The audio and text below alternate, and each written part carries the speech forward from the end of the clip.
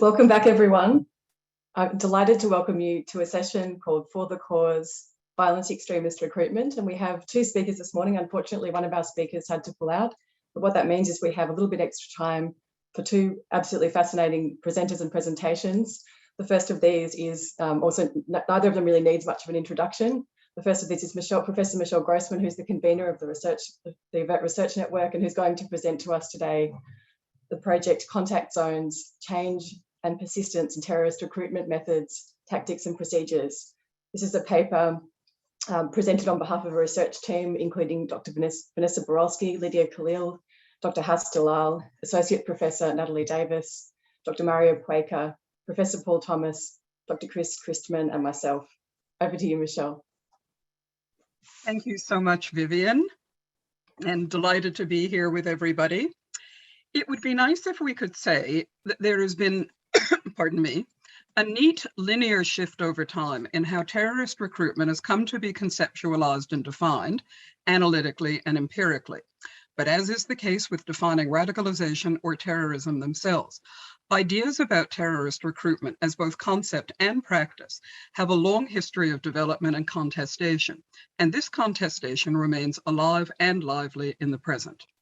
Our current research project with the Center for Resilient and Inclusive Societies on comparative recruitment dynamics in Islamist and right-wing extremist domains focuses on developing a typology of recruiters and recruitment characteristics, methods, and processes that accounts for ideological, temporal, and socio-spatial dimensions. So to contextualize this work, we've conducted a quasi-systematic review of literature dealing with terrorist recruitment from 1979 to 2021. And in this paper, I'd like to focus in particular on the post-9/11 scholarship that looks at Islamist and extreme right recruitment. In these two areas, we looked at about 81 items from the scholarly and grey literature that met our review criteria relating to Islamist recruitment, and about 53 items relating to the extreme right. So a few headline points that emerged from the review. First, few, if any, fully fledged conceptual or theoretical definitions of terrorist recruitment are canvassed in either sphere, so that the cumulative meanings of recruitment really emerge more by inferential usage than deliberate design. Where formal definitions of recruitment do exist, they vary significantly in terms of specificity, range, and socio-geographical context. Second, some persistent preoccupations cut across these considerations of Islamist and XRW terrorist recruitment. The first of these involves whether recruitment processes are top-down, bottom-up, or a hybrid of both. The second concerns debates about whether recruitment is really a process of social influence and propaganda that's related to radicalization more broadly, or alternatively, one of mobilization to action based on a group's needs, tasks, roles, and activities. And a third is how and whether we distinguish between generalized understandings of radicalization and specific processes of recruitment to violent extremism. So in terms of how recruitment is conceptualized, we found three main trends emerging across the extreme right and Islamist-focused literature. First, recruitment is a centralized top-down process of outreach, identification, targeting, and selection, designed and led by terrorist organizations as part of their overall strategic portfolio.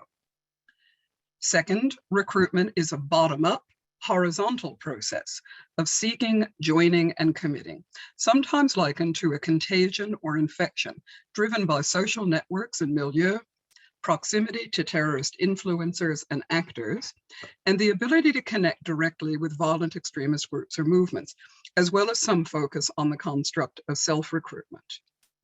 And third, recruitment is an integrated process of co-production in which bottom-up, top-down, and horizontal recruitment patterns and interactions are simultaneously active at various points or dimensions in a given recruitment context or scenario. So let me turn first to literature that privileges top-down recruitment and emphasizes the role of established global or regional terrorist organizations in developing and leading recruitment strategies.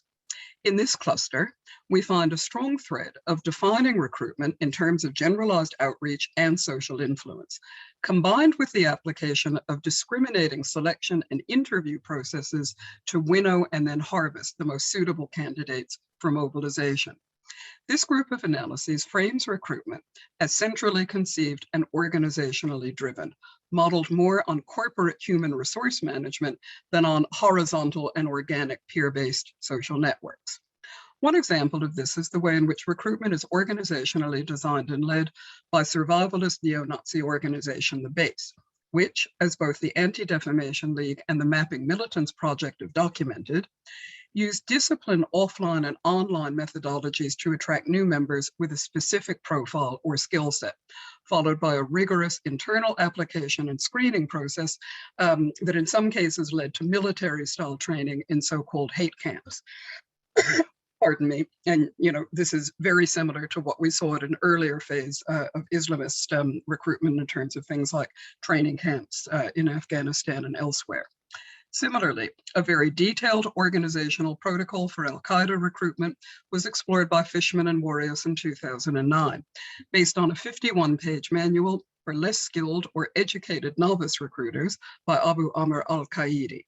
Bloom's 2017 comparative study of recruitment across the PIRA, al-Qaeda, and Islamic State highlights the intentional effort by terrorist groups and movements to mobilize others to needs-based roles and activities, framing recruitment as an organizational life cycle process of addressing the operational requirements of a terrorist group that alternates between manpower-focused recruitment in its early expansionist phase and then more selective and segmented expertise-focused recruitment as the group establishes itself and defines or refines develops or refines its plot strategies.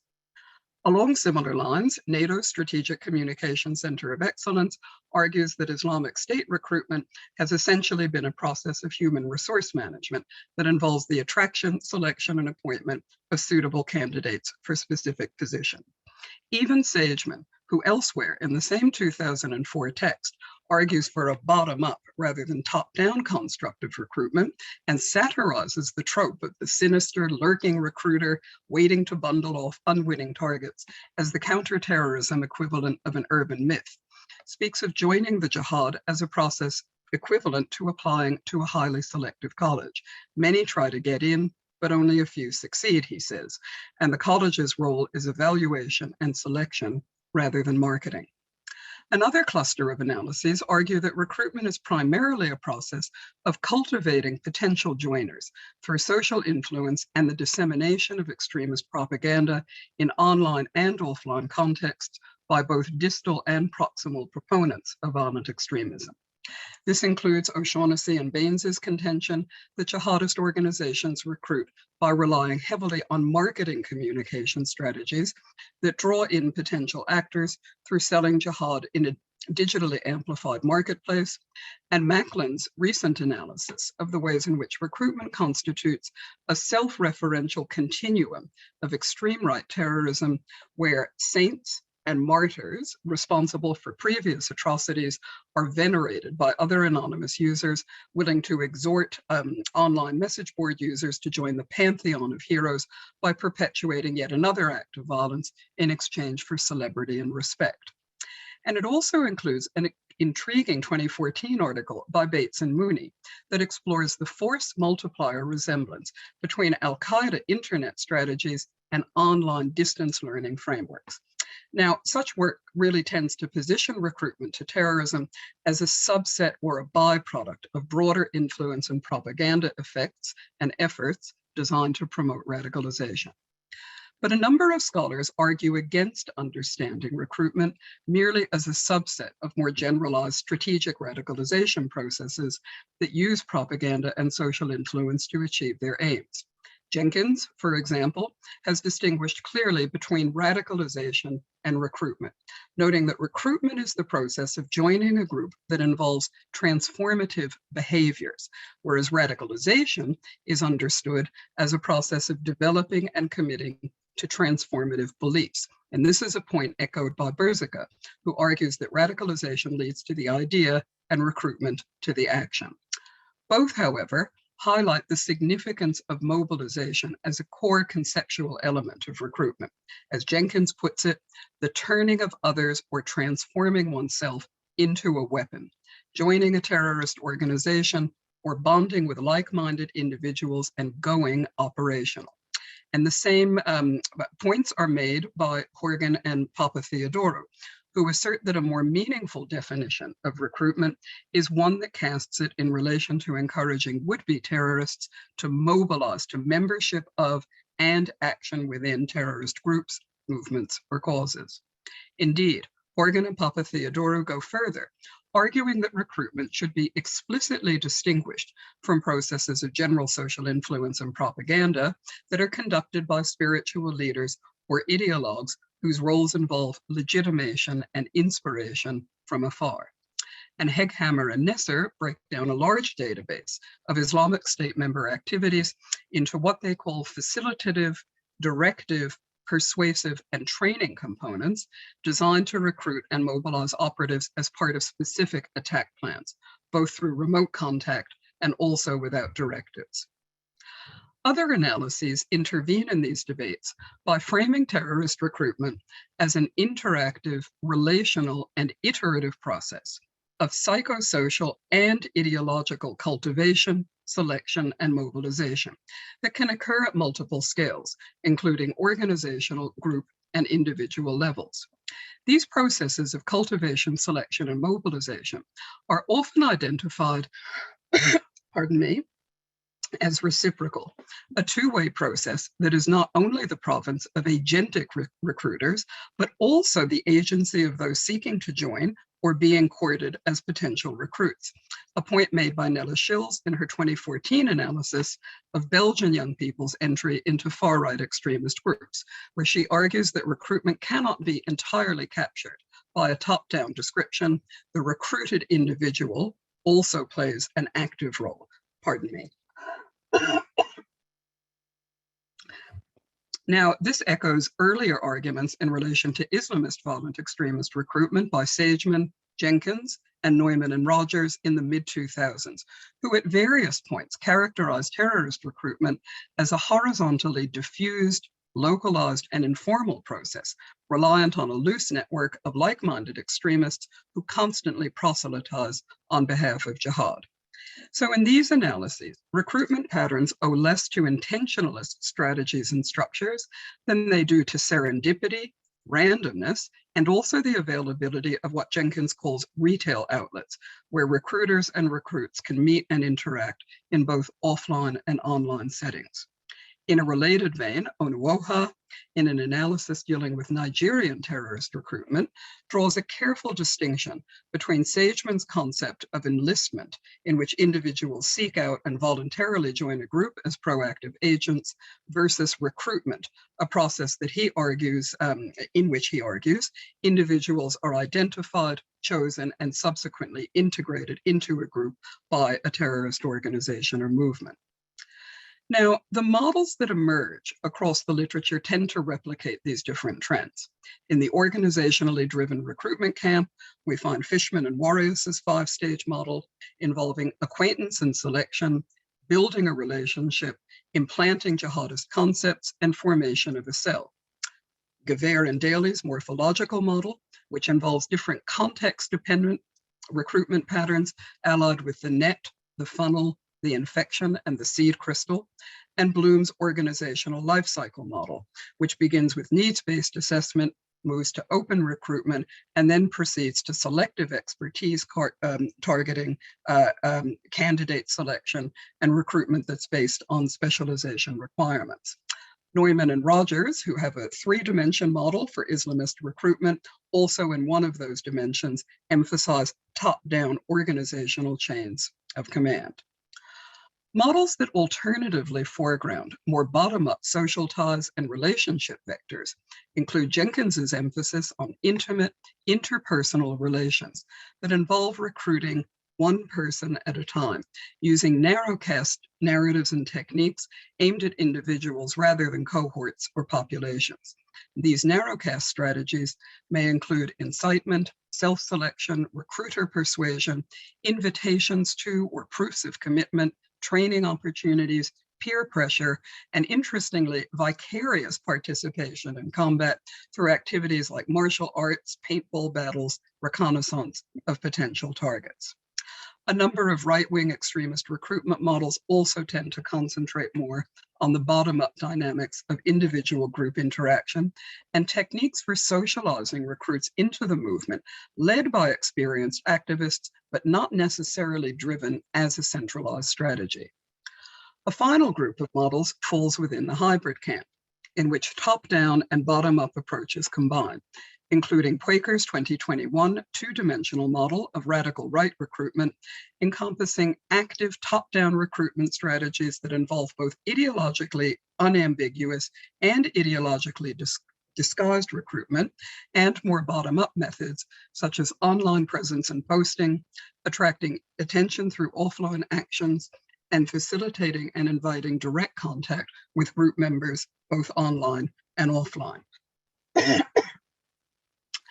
Another example is J.M. Berger's 5-stage model of Islamic State recruitment online, which he correlates with an equal number of radicalization phases to both connect and distinguish radicalization and recruitment as related yet not identical processes. For Berger, Islamic State's online recruitment methodology is simultaneously inflected by organizational and interpersonal drivers, beginning with a broadcast strategy designed to capitalize on the curiosity of potential recruits, and then moving successively to ever tighter and narrower relational circles that involve the formation of micro-communities, the isolating of recruits from family, friends, and pre-existing social networks, a shift to private communication, and then a final phase in which recruits are either encouraged to mobilize or discouraged from continuing because they fail to meet the hurdles for demonstrated commitment and capacity to act. A key element of efforts to theorize and conceptually map terrorist recruitment has revolved around what one might call the spatialization of recruitment. In 2008, Neumann and Rogers coined the phrase recruitment magnets to advance a typology of Islamist recruitment dynamics that revolved primarily around two types of spatialized recruitment grounds. The first of these are places of congregation, defined as places where Muslims living in diaspora settings gather locally, such as mosques, community centers, fitness centers, or bookshops. And the second place is characterized by them as places of vulnerability, where people experiencing various life stressors are more likely to be found, such as prisons and welfare or social support centers, but also places like universities and sports centers, where diaspora Muslims might experience varying degrees of alienation or social exclusion. In the literature on right-wing extremist recruitment, the spatialization of recruitment approaches and techniques tends to focus on the advantages of specific local conditions, including economic deprivation in a neighborhood, the demise of local industry, and obviously corresponding loss of employment, and a preference for recruitment activities at gyms and fitness centers, schools, universities, and music events, as well as old school tactics such as public leafleting and postering in targeted geographical areas. The importance of local spatial geographies for recruitment also characterizes analyses of the relationship between criminal and terror networks. Panyatov, for example, writing on the crime-terror nexus within Roma communities in Bulgaria, notes the significance of spatialized disadvantage in economically and socially marginalized neighborhoods, as do Orgomaniz and Bermejo in a recent analysis focused on Spain, where they observed that as many as 37.5% of those jihadists arrested in Spain between 2004 and 2012 were recruited into terrorism in commercial premises, including hairdressers, clothing and food shops, restaurants, or internet and telephone cafes, usually located in the same immediate area.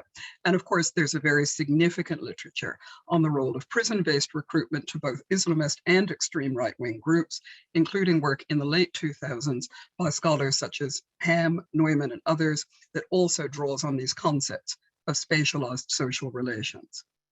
Unsurprisingly, over time, these physically spatialized geographies have been supplemented, though not entirely supplanted, by digitally spatialized geographies of terrorist recruitment as the internet and social media have gained momentum and ubiquity. And it is here that we start to see a shift away from the more analytically distinct divisions between recruiters and recruited that characterized earlier conceptions of recruit dynamics. As Sageman observed in 2008, the online environment allows for a more distributive organizational structure, which has implications for our understanding of online recruitment, one in which a lack or loosening of formal networks, hierarchies, and roles online can muddy the distinction somewhat between recruiters and recruitees, particularly when anonymity is a feature of these interactions. Torok argues that the shift toward online forms of recruitment and training has resulted in a corresponding shift toward a more leaderless structure of terrorist recruitment through embracing digitally rather than physically spatially located forms of institutional power. Yet the interactive communal spaces of the digital age are, to reprise Neumann and Rogers, also places of congregation and places of vulnerability, with their own virtual geographies that range across platforms, chat forums, and channels, in which recruitment is not necessarily facilitated by one person, but by multiple voices and influences. For example, the online phenomenon in which, as Torok's analysis has shown, potential recruits are swarmed by many group members who respond, provoke, ask and answer questions, and share their movement's version of truth. Ponder and Moritz's detailed study of online terrorist recruitment supports this, using relational development theory to explain how online recruitment achieves its goals through initiating, experimenting, intensifying, integrating, and bonding through interactive online dialogue. They found that the use of digital environments coupled with the strategy of relationship escalation contributed very significantly to Islamic State's recruitment success. And scholars such as Windsor have shown the ways in which the internet can facilitate a particular kind of trust building between individuals that leads to an increase in reciprocation and intimate disclosures. And intimate disclosures have been found in a number of studies to be more easily achievable and common in online than offline environments. Aside from playing a role in immersing potential recruits within consistent narratives, ideas, and psychosocial support networks, online platforms and the interactive formats they enable are also digital places, where, as Conway has demonstrated, recruiters can identify receptive participants in virtual forums and both target and recruit by drawing on various logistical online capacities that are relevant to recruitment efforts, such as online registry protocols, directories, FAQ sections, and interactive services. None of this is to say, however, that the online environment and its affordances have either replaced or even necessarily displaced the importance of offline face-to-face contact and interactions in recruitment scenarios. On the contrary, it is the frequently interactive relationship between online and offline recruitment relationships and dynamics that's led our project team to create the term crossline to connote this interpenetrative nature of the relationships around recruitment and the places and spaces that they can involve.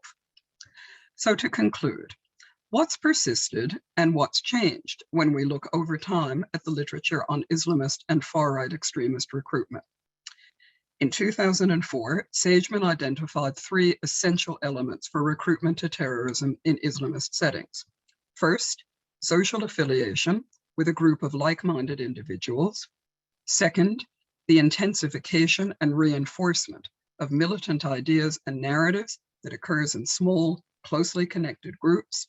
And third, a concrete connection, a concrete facilitative connection between individuals and a terrorist group or movement that facilitates the transition from sympathizer or follower to mobilization as an actor. Much of this remains relevant today, despite significant changes in the ideological and operational environments in which recruitment activities are now staged. These same features also characterize the literature in the extreme right context, suggesting that terrorist recruitment strategies, both across time and ideological domains, may potentially converge more than they diverge. However, the dichotomous framing of top-down versus bottom-up recruitment models and strategies has yielded over time to more nuanced analyses that integrate elements of both. And there's also been very welcome recognition of the agentic nature of recruits and not just recruiters. Moreover, there's been an accelerating focus on understanding the dynamics of stochastic recruitment, enabled by the dynamics of digital environments and their social and technological affordances. So this has led us to start thinking about how we might begin bringing together arguments concerning the role of social influence and propaganda and the role of mobilization to action as integrated elements of the recruitment continuum by identifying the conditions and behaviors that might best fall under the categories of recruitment enablers, recruitment facilitators, and recruitment multipliers or intensifiers. But the literature has also highlighted some key gaps. Paramount amongst these is the lack of empirical data on recruiters themselves, rightly termed the hidden figures of the recruitment process by Horgan and Papatheodorou, and identified by Grossman as the missing analytical element in understanding the supply chain of terrorist operations. The literature reveals very little about either recruiter characteristics or the situated strategies and behaviors of recruiters in various contexts. Further primary source research is needed with both recruiters themselves and also those who have been recruited to better understand the psychosocial, behavioral, and environmental dynamics that can help us better grasp the complexities of terrorist recruitment today. Thanks very much.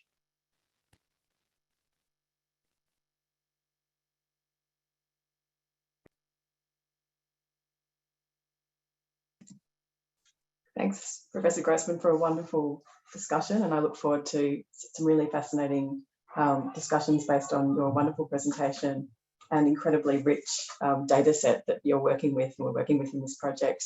It's now my honour to introduce our next speaker, Professor John Horgan. And Professor Horgan needs no introduction. If you'd like to read his bio, please do so in the conference notes. Over to you, Professor Horgan.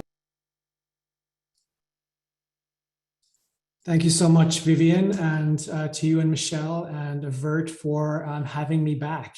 This is the second time, I believe, in 5 months that you've allowed me to come and present what may or may not emerge as half-baked ideas. So for that, I am eternally grateful. Michele, you should have let me go first. You have got most of this stuff already figured out, and I have just a few kernels of ideas. So we're gonna re-strategize next time. As will become clear, this is a work in progress. There is a working paper written by myself along with my PhD student, Katerina Papatheodorou, that Michele kindly referred to earlier. Our goal is to turn our paper into a proposal for research funding.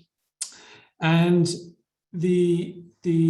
what I would like to talk about feeds into a parallel collaboration with my colleagues in the UK, Emma Barrett and Nathan Smith, on an issue that relates to recruitment, but it's a little bit broader, and I'll get into that. But the theme that we are interested in has to do with coping strategies in extreme settings, which includes terrorism. But there's certainly more to it than that. So if you'll indulge me for 1 to 2 minutes, I'd like to begin with a little context, and realizing that I'm here with 92 of my friends. I may be preaching to the choir with this, but I think it's worth saying that we are witnessing the signs and symptoms all around us of a field, terrorism studies, that is seeing signs of great maturity. And it's within that I want to try to place or to contextualize some of the things that Katerina and I are trying to do. The quality of data available to researchers is unquestionably improving. The quality and transparency and sophistication of methodologies that we are bringing to bear on these issues is improving. As Michele elegantly summarized, we are seeing pushback against the rather crude and binary thinking that has plagued our field for so very long, whether it has to do with radicalization or recruitment even being being either a top-down or a bottom-up phenomenon, whether terrorists either are mentally ill or are not. I think there have been consequences to that kind of binary thinking, and fortunately, better late than never, I guess, we are seeing some constructive pushback against those kinds of formulations. We're also seeing, which I think is symptomatic of that, we're also seeing a shorter lead time in terms of how assumptions are being revised. We're seeing newer thinking about some very old debates. And I could spend the next hour talking about what some of those are, but it's a very exciting development in terrorism studies to see such new perspectives on issues we thought were once long resolved. One of the most exciting developments that I've seen in the literature over the last 10 years, and I admit I'm biased here because as a psychologist who studies terrorist behavior, this is something that has really sort of set my world on fire, has been the disaggregation of terrorist offenders. In the same way that we no longer talk about criminals, in this broad generic category, we talk about white collar criminals or residential burglars or predatory sex offenders. We're seeing the same kinds of distinctions, the same kinds of thinking now permeate analyses of, quote, the terrorist.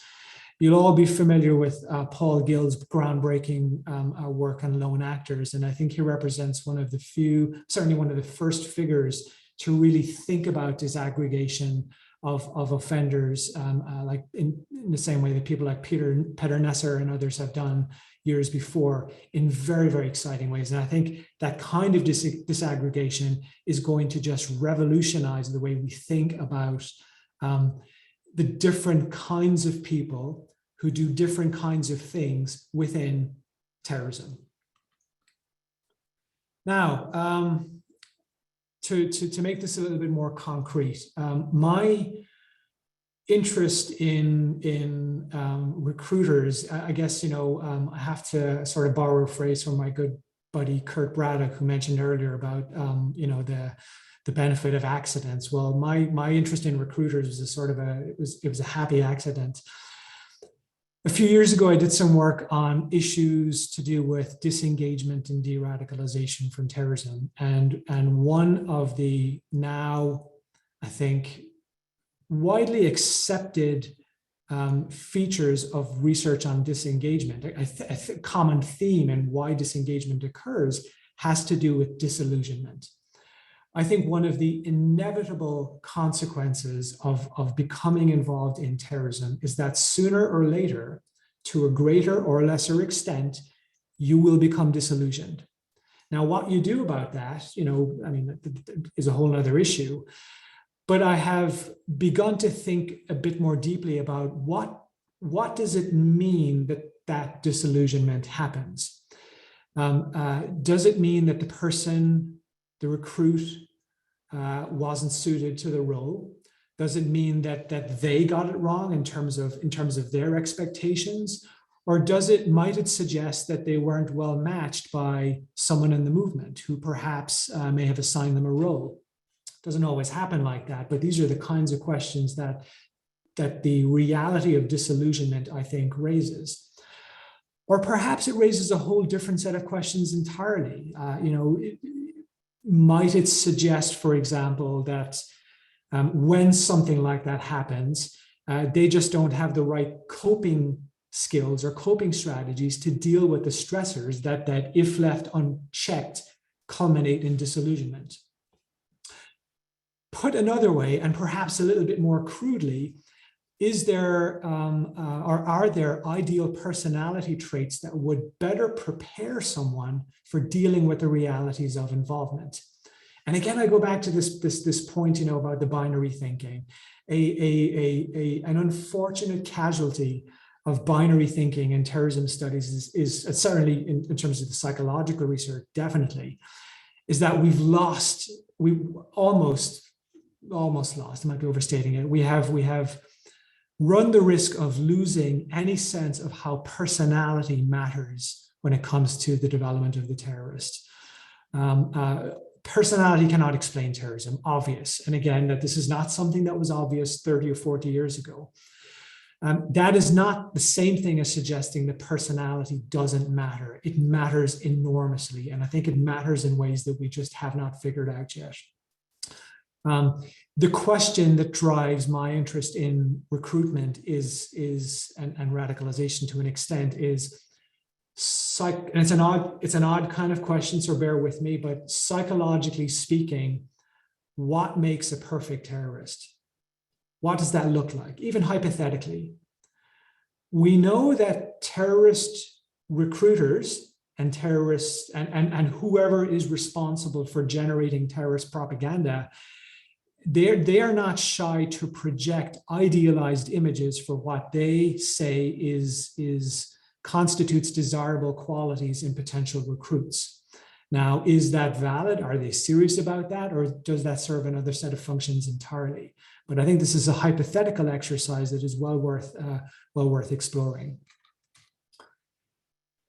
So as part of this, and I want to talk about what we have in mind with respect to the project, I think is the need to compensate for a little bit of overcorrection here. It's not all top down or bottom up. Michele, you mentioned a couple of times Mark Sageman and his views back in 2004. Just as an aside, I shared a platform with Mark in I can't even remember, but the before times, before COVID. And we were talking about issues to do with recruits and recruiters. And Mark said, I don't believe that there is such thing as a recruiter. I just don't think it happens. He said, sure, there are people who make things happen. There are facilitators. There are people who open doors and get you passports and provide money to get on a flight and things like that. But there's no such thing as recruiters. I think he's wrong about that. Now we can argue about, to what extent recruiters matter. We can argue to what extent there are recruiters, but recruiters do exist. I can't help but think that in all the progress we have made, all of the good progress we have made in studying radicalization, it has come at the expense of knowing more about the recruitment process. And I very firmly would sort of situate myself in that camp whereby we do need to disaggregate or distinguish rather radicalization from recruitment. I see them as completely separate. The vast majority of people who hold radical beliefs will never, ever, ever mobilize to violence. In my view, it is the recruiter's sole task to turn the radicalized into the mobilized.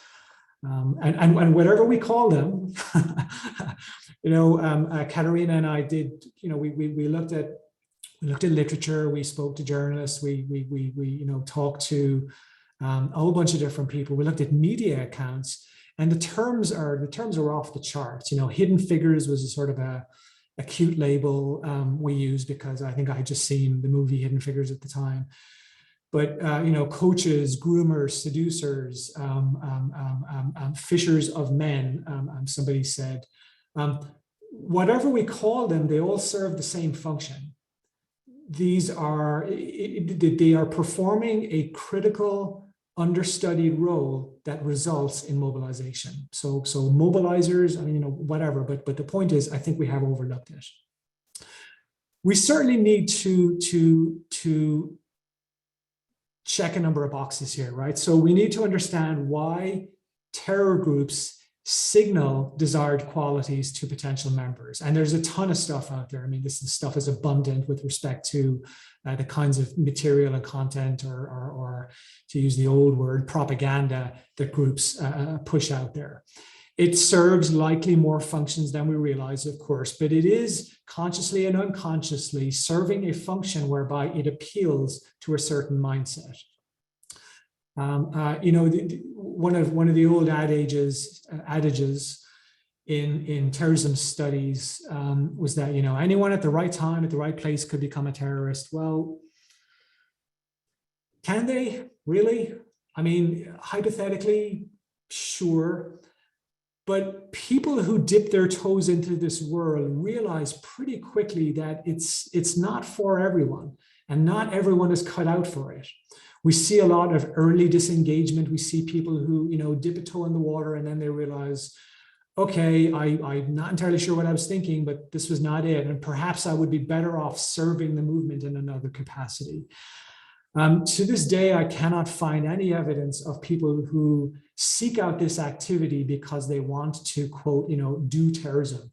By and large,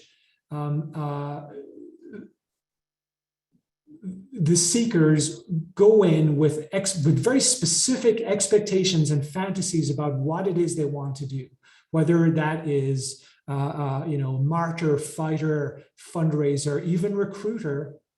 But they do have specific expectations about what involvement actually entails. It's our rather contention with this article and with this project that we do believe that recruiters may be not the, but a missing link in the mobilization problem. And again, not the same as radicalization by a mile. So again, to not overstate or to not overlook the obvious here, but basics, right? What do we actually mean by recruiter? And Michele, thank you for the shout out from our paper. Yeah, I think they come at different levels, different types, different shades, and all the rest of it. We're not talking about the inspirational figures. We're not talking about the spiritual ideologues, the people who legitimize and inspire from afar. We're talking about the mobilizers, like I've said. Now, sometimes I admit, I know these distinctions are blurry. I mean, there's a ton of examples. Anwar al-Awlaki would be one glaringly obvious example of someone who represents, I guess, you know, the pinnacle of both inspiration and mobilization. Now, Michele, you've already mentioned this, so I'm not going to dwell in it. I wanted to, you know, this is not, we're not proposing this obviously from thin air. You have done an extraordinary job in terms of highlighting where research has been done. Henk Hammer's 2013 study was a big inspiration for some of the things we wanted to look at. And just briefly, for those of you who may not be familiar with, this is typical from Henk Hammer, I mean, a really extraordinary piece of work. But in 2013, Henk Hammer studied Saudi recruiters who had the fascinating task of figuring out if prospective recruits to Al-Qaeda were genuine, were sincere. And Henk Hammer was interested in trying to figure out what signs, what signals rather, from the recruit's perspective could reliably or genuinely signal sincere intent. And in that paper, I'm going to quote specifically from Henk Hammer here. I have it up on my screen. He says, he said, they no doubt knew that personal piety, the recruiters knew that personal piety was an unreliable proxy for commitment to jihad, since external signs of personal piety are shared by so many Saudis. So the question became, what are the kinds of things that are more difficult to fake? And Henk Hammer essentially pointed to the fact that because some prospects had previous jihad experience abroad, well, that's, in his words, costly to acquire and very, very difficult to fake. So it became a sort of a very quick and easy proxy for sincerity. Now, there's a lot more here. I'm certainly not going to repeat what Michele has said. I will add just one more, so we've been trawling through the literature and picking up, snippets here and there. Graham Wood had Graham Wood's Way of the Strangers, is just one of the most extraordinary books of the last 10 years. He talked about one of the people that he met and interviewed in London, this guy called Hesham. He said he was a recruiter who specialized in winning over converts. So there is at least some tentative evidence that suggests that not only are there recruiters, I think we know that there are recruiters, but some recruiters are particularly good at particular things. And again, a whole bunch of other studies there that have begun to touch on this. So to sort of wrap this up in the next 4 or 5 minutes, we've got a few things going on here, right? So we have recruits, and we have a whole set of questions around what makes an effective recruit, what makes an ideal recruit on paper versus reality. We have recruiters, and then we have the process of recruitment. Like I say, terrorist groups frequently advertise for, and I'm choosing my words carefully here, who they say they are looking for. We can argue, at certain times in certain places, they'll kind of take who they can get. I can't help but recall the words of André Poulain, the French-Canadian convert who ISIS very adeptly pushed onto the Western world a number of years ago. And he said, look, I know there are many of you out there who are fearful about what involvement might entail. Don't worry, he said, and I quote, there's a role for everybody. If you want to fight, you can fight. But if you want to build bridges, if you want to fix roads, if you want to tend to the wounded, there's a role for everybody. Well, not every group, not every movement is as adept at I guess, how would I put it?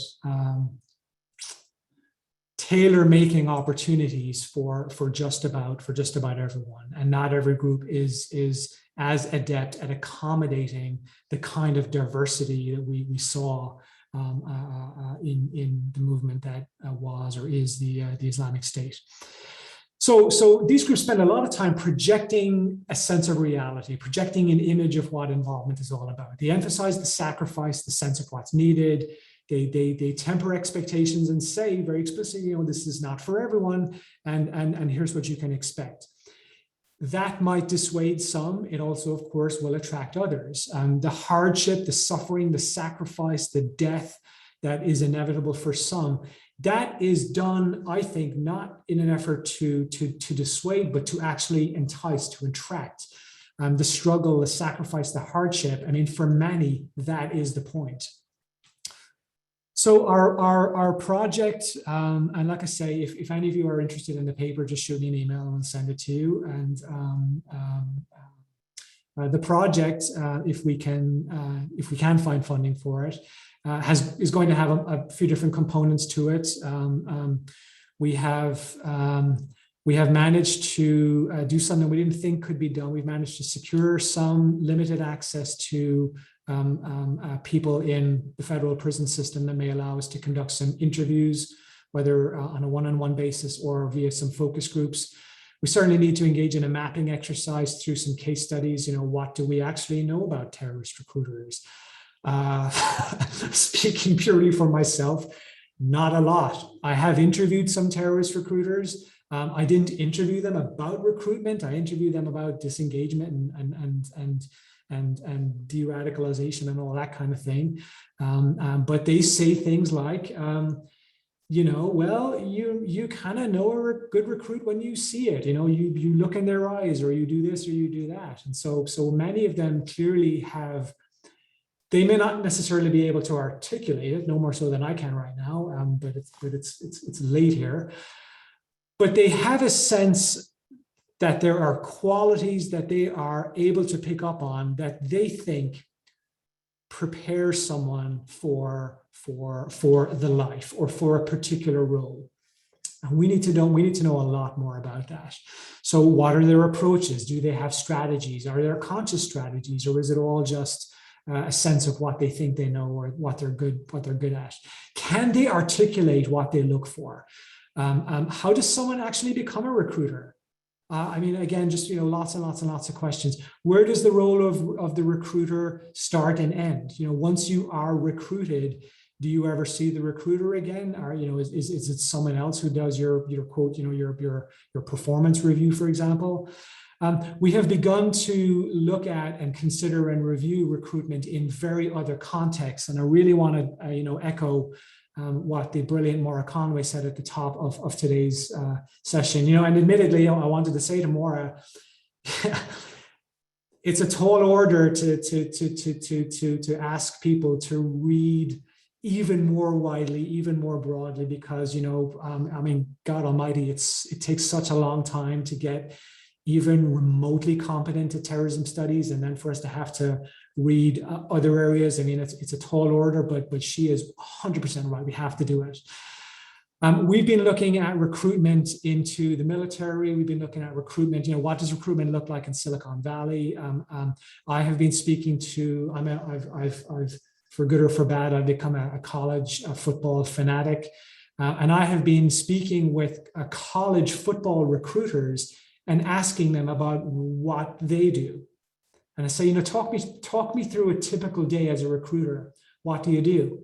And I find this extraordinary story of not just, quote, grooming the prospect, but also realizing that, he or she need to groom the family, and they need to bring them all along as one unit. And not that I would say this to football recruiters, but the parallels between how university football recruiters groom and entice and attract players is stunningly similar to how terrorist recruiters appear to do it.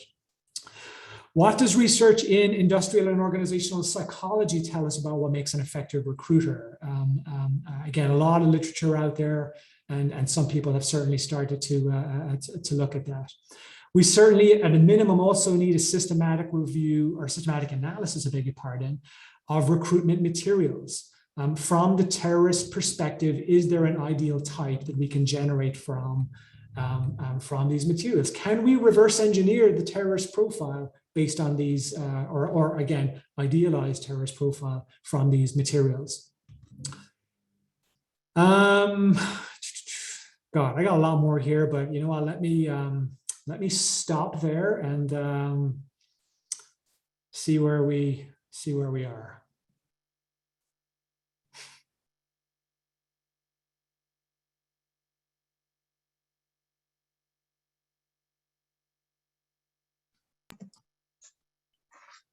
Thanks a lot, John, for a fantastic presentation, and thanks to both of you for really rich insights that you presented that really complement one another and raise lots of questions in the space, and just give us all a sense of how much work there is to do to really understand all of these processes of recruitment.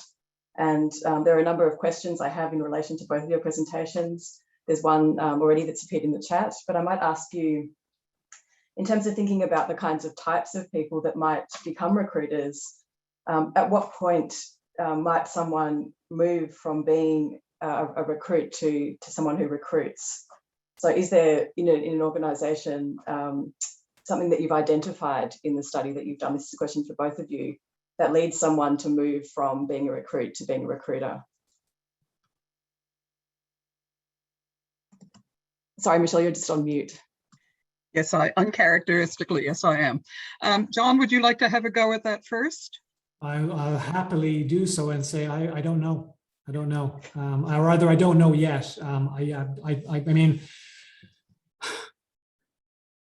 I've often wondered, sort of, and it's a typical academic, I'm going to dodge the question, right? But I've often wondered about, the distinction between something we've made for a long, long time in terrorism, such, leaders and followers. Do some people just enter into leadership positions in terrorist groups? Well, you might say that some people who form groups might, but how people migrate from one type of role to another within a movement, I think is still poorly understood. That's a great question, and I do not have an answer for it. I'm sorry. Vivian, it is a really good question. I don't have an answer either, but I think I have a developing thought on this, which is that within the context of a terrorist organization, if you're thinking about how do they develop plans to enact their strategy, which is to achieve a particular goal or a particular outcome. Recruitment in that sense is it's just another role, right?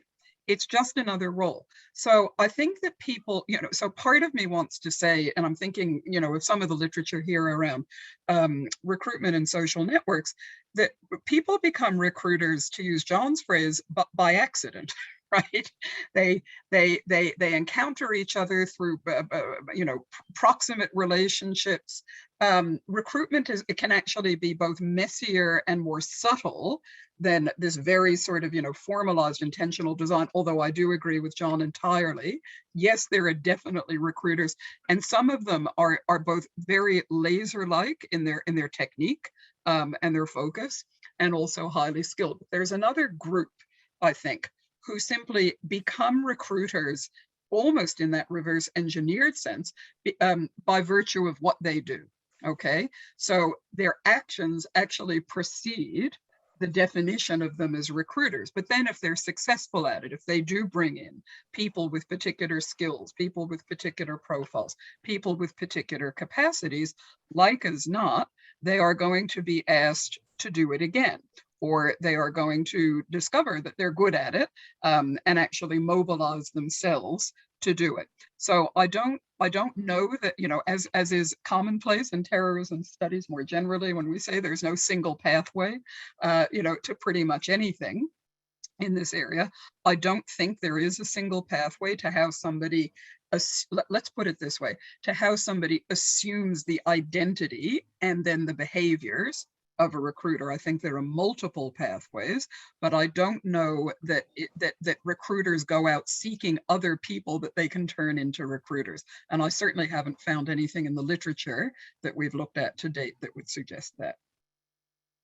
We have a couple of questions from different members of the audience that John has already attempted to respond to, but I think it might be good to raise those questions for both of you, which one of them is asking whether you would argue that the recruitment practices for cellular organisations differ from those of more structured organisations such as ISIS or Al-Qaeda. What role does trust play in each of these organisation structures? That's a question for both of you. Again, I'm happy, John, for you to have a go first. Yeah, sure. So, I mean, Stuart, I would say, yeah, probably. So I would answer that in a couple of different ways. So I think the larger organizations or movements are by their very nature likely to perform the same function in several different ways. I think they likely have the ability, the capacity, and the luxury of recruiting different kinds of people in different kinds of ways through different kinds of mechanisms. And we have seen that en masse with respect to the Islamic State. And we could further, we could come up with this sort of like a table or a tree where that might look different in a local context versus different geographical regions around the world, and so on and so forth. I mean, Stuart, honestly, you're probably asking a question about step 9 or 10 of the research, or as we're still step 2, 3, or 4, but I would say yes, probably would be my answer. What role does trust play? So trust with respect to the organization structure. I'm not entirely sure I know what you mean by that, but in a way, Hegghammer's 2013 article was considering the issue of how recruiters, they're not really trusting the recruits per se, but how they know that if someone is a sure bet. And it's looking for signs that you are not. It's a way of safeguarding against potential infiltration. And Hegghammer's point was that the recruiter said, you can fake piety, you can fake the tears, you can learn some cliched sound bites, you can basically talk the talk. It's much harder to fake walking the walk if you have already served in Bosnia, if you have already served in Afghanistan, and you're now looking to do something else. So, I'm answering in a terribly roundabout way here, Stuart, but I think different recruiters, different movements are likely to have different contextual cues that they can draw on to ascertain if you are the real deal versus me versus somebody else? I agree entirely, John. And can I just take this a little bit further? I'll begin with the role of trust here, because one of the ideas that's been kicking around in the back of my head as I've been immersing myself in the literature that the entire team for our project has come up with. We often hear references in the recruitment discourse to, seduction and grooming and so forth.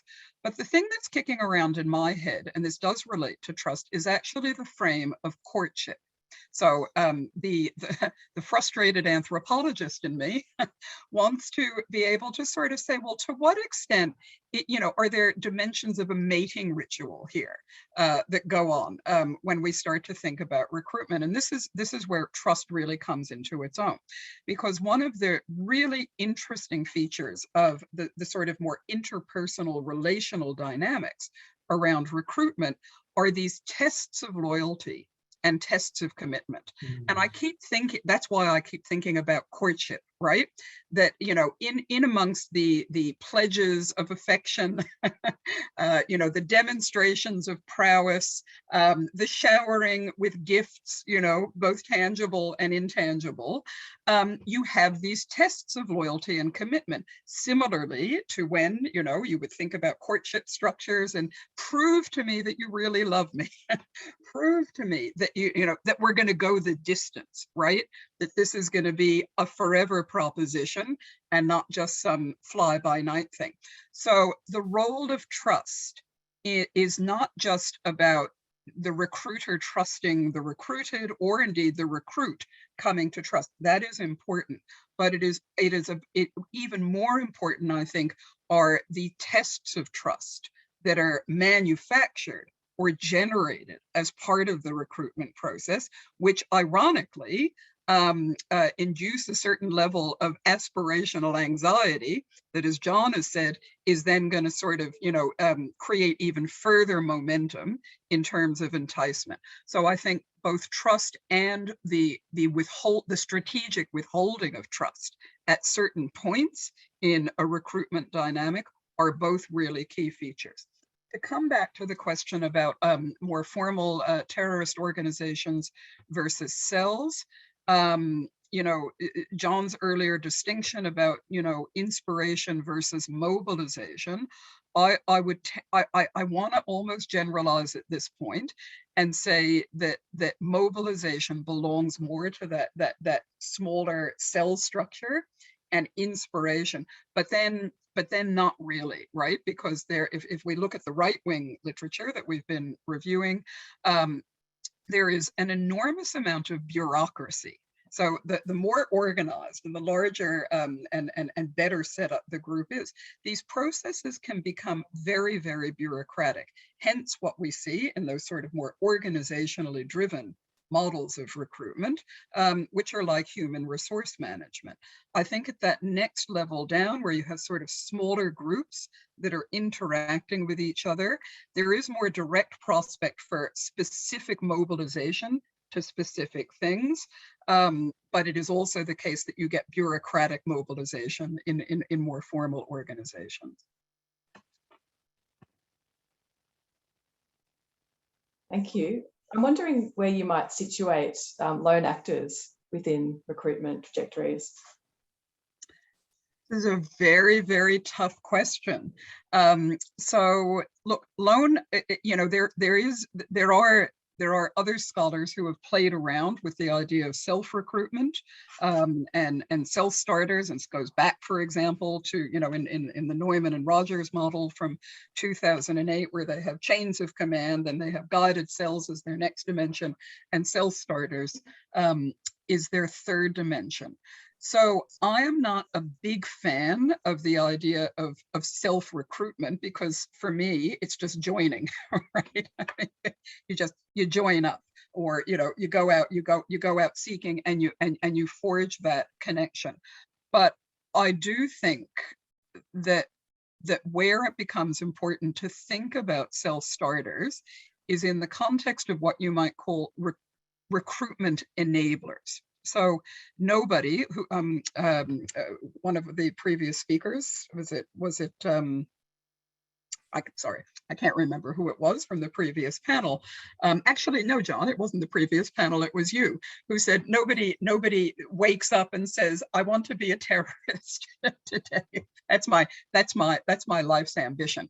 So the idea of self-starters in relation to recruitment, I think, depends largely on the kind of environmental, this is a more ecological analysis, the kind of environmental resources that they have available to them to be able to start to construct an identity that is going to lead them to mobilization. So that means, going back to this distinction between transformative beliefs versus transformative behaviors, there are what I would call recruitment enablers at the level of transformative beliefs that make it possible for a so-called self-starter, right, to start that task of transforming themselves, that was Jenkins' very good term, transforming themselves into an operational weapon. So you can see how they can travel along that continuum, but they don't get there by themselves. The transformation may not be a direct recruitment process, but the journey is certainly one of being enabled by those environmental resources. Yeah, I can't say it better than that. You know, when I was talking earlier about how, you know, we're seeing one of the positive indicators of just how much terrorism studies is maturing as a field is, you know, this idea that we are revising many of our assumptions on a quicker basis. You know, sort of the field is becoming self-correcting. I couldn't help but think of Bart Sherman's 2019 paper where you know, it was a little bit dramatic in how it was framed, but the idea that, well, we've gotten the whole lone actor thing wrong, and we should just, you know, completely get rid of it. I mean, there is some truth to it, because, you know, the half-life of the lone wolf diagnosis is very, very short indeed. You only have to wait, in many cases, wait 3, 4, 5 weeks, and then, oh, someone pops up in the network, and then another person and another person. So the true lone actor is a very, very rare thing indeed. And I have to say, Michele, I mean, I'm strongly in agreement with you on the issue of self-starter. I think it's a bit of a misnomer, and I think it's misleading. But here's the thing: not everyone has to fit into this system either. I mean, recruitment is not, by highlighting recruitment as something we think we've missed, it's not saying this is now the panacea for explaining the mobilization issue. It's not. But it is one thing that we have overlooked. There are likely always going to be people who do not have the opportunity to join, do not have the capacity to travel, will take inspiration, and will act out. That's just going to be the way it is. They don't have to fit into a schema that you know, talks about or highlights the relevance of recruitment. I guess the only other thing on this issue is that one of the reasons that it's so important for us to have greater analytical depth and grasp of these processes, of the people who are involved in these processes, is around our capacity to think about how we can disrupt or short circuit recruitment. So, you know, John, you talked about reverse engineering before to sort of get the, you know, can we get the perfect terrorist profile, you know, emerging from what it is that recruiters and terrorist groups are looking for, which I think is an absolutely fascinating question. But it remains the case that if we only are able to bring a kind of retrospective analysis to this, we're never going to be able to intervene early. Right?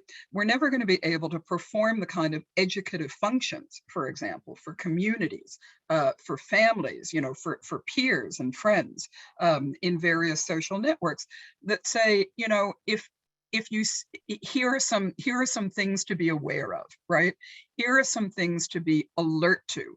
And I go back to Berger's 5-stage model. It's a really terrific piece of work that he did in 2016, where he sort of says, here are these sort of phases of radicalization, but this is what is happening in the recruitment area that sort of corresponds.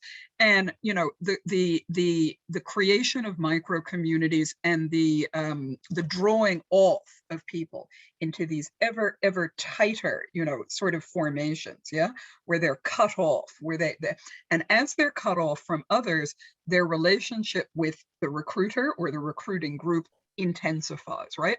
How do we get in there? That's the question that really drives me. Either how do we get in there, or how do we prevent people from getting in there? Can we ever prevent people from getting in there? And so understanding more about this is one way of starting to try to understand those questions, because as with so many other elements of our early intervention paradigms, we're finding, I think, particularly around recruitment, that by the time we realize it's happening or have seen that it has happened, it's actually too late to do much about. And my concern is, can we move this further down the track so that we're actually able to do some disruptive work at a much earlier stage?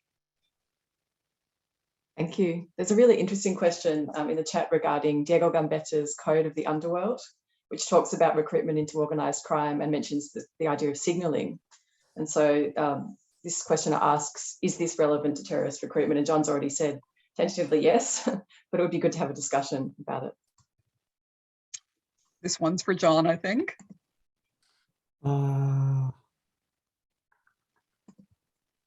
Oh, I mean, sure, it's relevant. Yeah, I mean, for a long time we've talked about, we need to spend more time drawing on knowledge of other issues to inform terrorism and vice versa.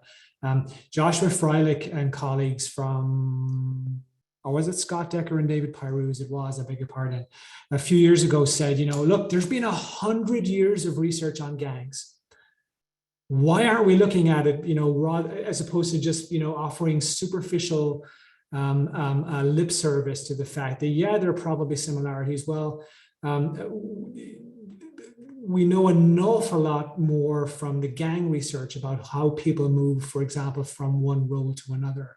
We don't know what makes a recruiter, because we don't know if there is role migration there, or people just somehow land on this role, or a recruiter from Google just suddenly gets picked up by ISIS or something, and that's then their function. We just don't know how it works, but we do have starting points. We do know what the right questions might be by drawing on other areas. And Gambetta is one of those extraordinary few people who was able to straddle these different areas of inquiry. And again, it's back to Maura Conway's point. It's a tall order, but we really do need to widen. So terrorism studies is getting better for sure, and at the same time, the next impossibly tall order is that we have to start diversifying what we're looking at to better answer the questions that we need answering here. We've just got two final questions, and then we might wrap up because we're almost at the end of our time. One of these is regarding whether in your preliminary work you found any connections between type or nature of recruitment efforts and the state of an organisation or movement. John referred to some organisations take who they can get, but if an organisation is more successful, will recruitment practices become more discerning? So my good friend and colleague Paul Gill and I did a big paper a number of years ago when we worked together at Penn State, and we drew on a lot of interns who worked with us to produce quote unquote profiles of 1,240 members of the IRA over a 40-year period. We were never expecting to come up with some sort of overarching profile. What we were interested in was how the IRA recruited different people over the years. So at the beginning of their campaign, the doors were open, the floodgates were open to solidify the metaphor, and they did recruit whoever that they could get. The cost of that became very quickly apparent from a security and infiltration perspective. And as the movement was able to tighten its structures to enforce internal control, they got better. They attracted a better, typically older caliber of recruit in successive stages of the movement's evolution. So yes, there's plenty of evidence for that. The only other thing I would add to that is that I think it's not just about the state of the organization. It's also about the mode of plot or attack that's meaningful for them. So I can remember at an earlier stage, Al-Qaeda was well known for actually being quite discriminating and quite selective right from the beginning, about who they took in. And one of their criteria was not taking people in who they thought, had some kind of mental disorder. So they didn't want people struggling with mental illness. Cut to Islamic State, who were happy to take people, who were seriously struggling with mental disorders and mental illness. And then the question you have to ask is why? And one reason is that in the Al-Qaeda case, the kinds of plots and the kinds of attacks that they were staging required people who were very reliable, who weren't going to make mistakes, who wouldn't be distracted or struggle, with highly technical elements of these large-scale, spectaculars. By the time you get to Islamic State and you look at some of the methodologies that they had adopted, low scale, high impact, but low tech attacks, right? Homegrown, using very, very simple methodologies and also very simple methods, it didn't matter so much, right? So you could argue that differences in attack methods create different kinds of opportunity sets for organizations to think about the kind of people that they can afford to draw in. And it's also conceivable, although I would have to investigate this further, that you might see different levels of discrimination or discernment or selection appear within the same organization, depending on the nature of the task, role, or activity that they're actually seeking somebody for. Thank you. We've got time for one final quick question, which is for Michele. And the question is, have you found in the literature review any attributes of what makes a successful recruiter? Or how extremists define successful recruiting? Oh, please. We'd be grateful if we could find anything on recruiter characteristics of any kind at all. This is one of the really, really big gaps. So the answer is no. Just there are a lot of there's a lot of material out there on instructions about what recruiters should do and also what recruiters should not do. Okay, so there are various sort of manuals, and guides.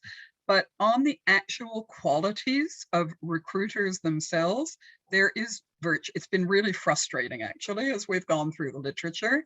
There is actually very, very little.